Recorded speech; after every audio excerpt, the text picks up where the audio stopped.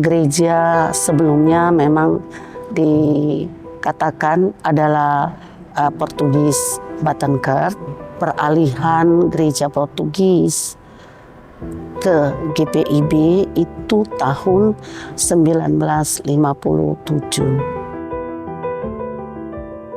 Kaum Mardikers itu kan tadinya agamanya agama Katolik sebelum dia menjadi agama Protestan.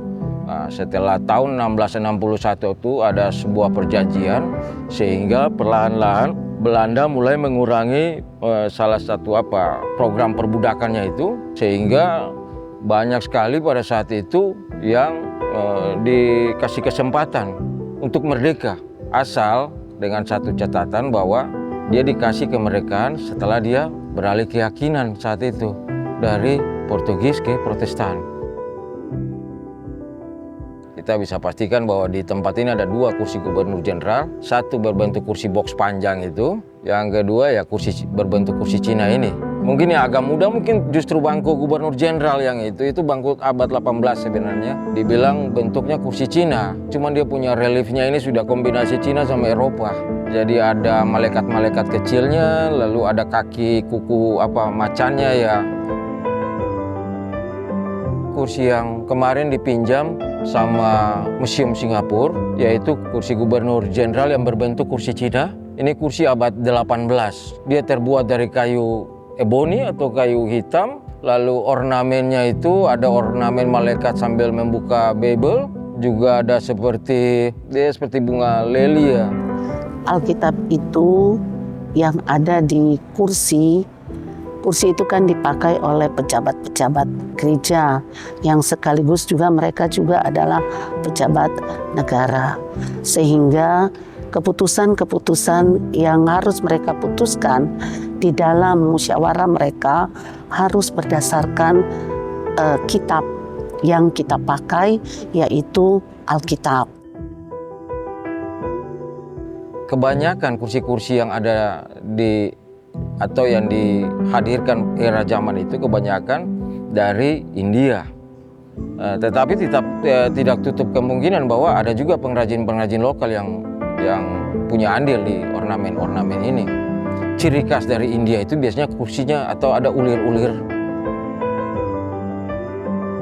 Kursi panjang yang saat ini tersedia di Gereja Sion itu memang itu kursi gubernur jenderal.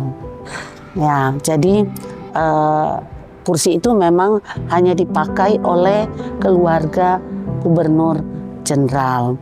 Nah, di samping atau di sisi kanan, sisi kiri dari kursi panjang ini ada gambar atau ada wanita yang muncul ya, semacam gambaran bahwa ini adalah nyonya-nyonyanya dari para petinggi-petinggi. Ya, kalau yang ada kursi yang ada wujud seperti ya seorang tentara ya atau kesatria itu kita bisa pastikan bahwa zaman dulu itu memang yang hanya bisa duduk di kursi itu adalah seorang tentara. Di samping itu juga ada yang melambangkan ikan. Nah, kalau ikan ini pasti orang Kristen semua tahu bahwa ikan ini melambangkan seperti pelayanan. Jadi yang duduk di sini orang-orang yang punya jabatan atau bertugas di tempat ibadah sebagai pelayan jemaat begitu. Jadi kalau kursi-kursi kita bisa menarik untuk menggambarkan sebuah tirani sosial, mungkin ada juga kursi yang mungkin kita bilang buat jemaat-jemaat yang orang bilang seperti kawin-kawin campur itu ya. Karena saya coba perhatikan bangku ini kan rendah sekali ya.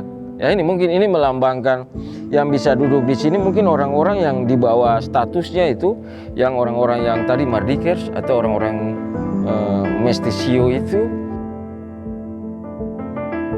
Jadi makna yang tersimpan dari tempat ini yaitu begitu pentingnya sejarah ini tentang satu kemanusiaan. Ada masa perubahan pada zaman itu yaitu zaman perbudakan. Setelah perbudakan lalu ada era di mana budak-budak itu diberi kemerdekaan, pembebasan, sehingga mereka dipanggil sebagai orang Mardikers.